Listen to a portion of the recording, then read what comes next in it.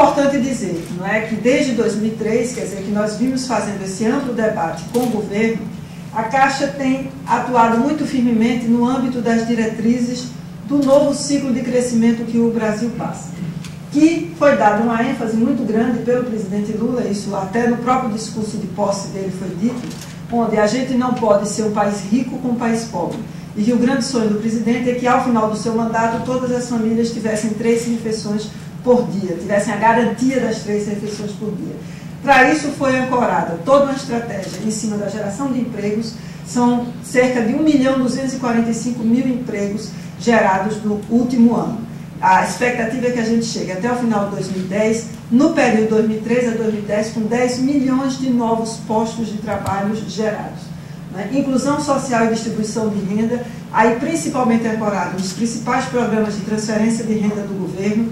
Podemos citar, além do Bolsa Família, o aumento real do salário mínimo, 26% de 2003 a 2010, até esse último reajuste agora, R$ 510 está o salário mínimo, né? E uma política também muito importante na área rural, com o PRONAF.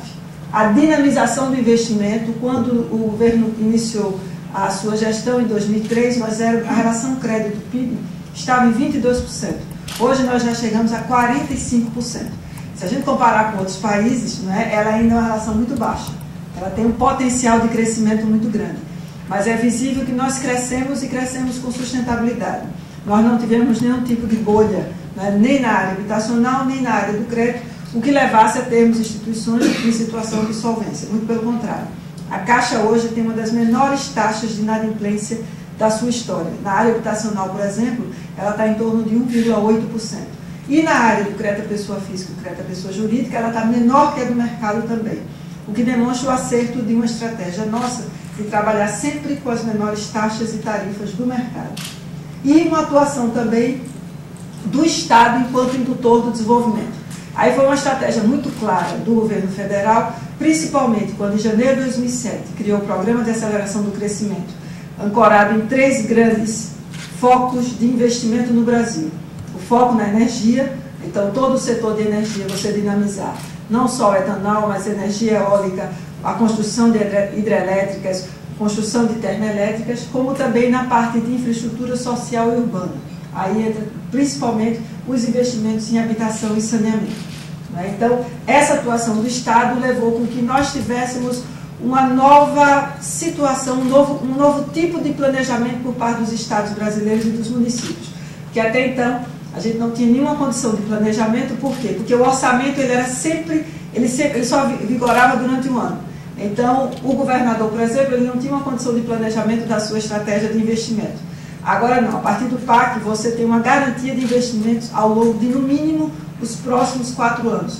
O que faz com que o Estado volte a se planejar, volte a ter uma contratação de técnicos para que possa elaborar projetos estruturantes e adequados para o desenvolvimento daquela região. Então, o que a gente percebe na realidade no Brasil, a grande mudança, e a gente pode dizer uma mudança em tão curto espaço de tempo, mas que ela já se reflete em obras importantes, obras estruturantes que o país tem, a gente tem observado no país. E no ano passado nós tivemos o programa Minha Casa Minha Vida. Esse é só um pequeno exemplo do que tem sido, né, esse trabalho ao longo desses anos. Agora, de fato, a grande mudança na área habitacional, ela ocorreu aqui a partir do lançamento do programa Minha Casa Minha Vida.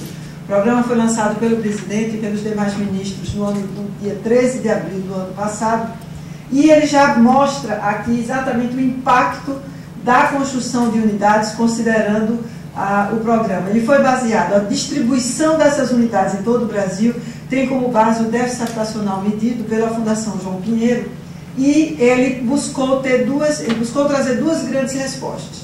O programa foi criado lá atrás, em dezembro de 2008, no auge da crise, né, quando todos falavam, né, vamos dizer assim, do grande impacto dessa crise, só comparável à crise de 1929, né, e aí o presidente começou a pensar nas alternativas, e a principal delas, sem dúvida, envolvia o setor da construção civil, pela capacidade de resposta muito rápida desse setor. Então, ele teve, na realidade, 2 grandes objetivos. Uma política anticíclica, ou seja, você consegue mobilizar um setor que usa intensivamente, né, toda a mão de obra local e usa intensivamente todos os componentes daquela cadeia são fundamentalmente os componentes brasileiros. E você tem 14% do déficit habitacional. A meta é 1 milhão de novas moradias. Então foi distribuído de acordo com o déficit. E o principal arranjo do programa é que a família subsidiada, ou seja, uma família que ganha 1, 2 ou 3 salários mínimos, ela recebe um subsídio que lhe dá condição de adquirir uma casa com uma especificação mínima que foi definida, sala, 2 quartos, cozinha e banheiro, a média de 40 a 42 metros quadrados, e ela tem condição de ter essa unidade, porque quem ganha um salário mínimo, R$510 hoje no Brasil, ele paga R$50 em 10 anos e se torna proprietário da instituição. Quem ganha 2 salários mínimos paga R$100 por mês, quem ganha 3 salários mínimos paga R$150 por mês no mesmo prazo de 10 anos. E aí de 3 a 6 salários mínimos, isso vai se ajustando de acordo com a renda.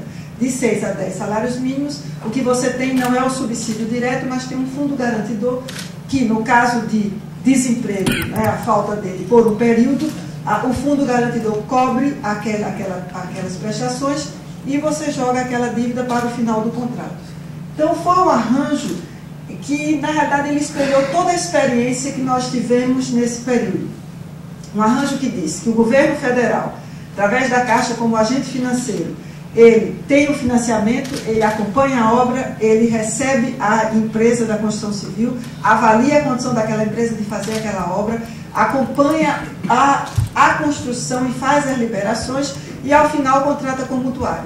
Você tem os estados e os municípios viabilizando terrenos inseridos na malha urbana e uma série de isenção de impostos para viabilizar que a unidade saia pelo preço que vai, na média, R$50 mil em todo o Brasil, e você tem as construtoras na outra ponta executando essa atividade. Então, vocês vejam aqui o impacto do programa em tão pouco tempo. Isso aqui é tudo que o mercado, aqui incluindo a Caixa, tinha condição de fazer de novas unidades por ano, lançamento de novas unidades. Vejam que o programa foi lançado dia 13 de abril, e olha o impacto só no ano passado do Minha Casa Minha Vida, 275 mil novas unidades, enquanto que todo o mercado fez 327 mil. E nesse ano, aqui nós ainda não tínhamos os dados do mercado, por isso que não trouxemos, esse ano nós já temos 440 mil unidades contratadas. Aqui é somando, tá? Esse 440 já inclui 275 mil. Na Caixa, nós já temos mais de 800 mil projetos que foram apresentados.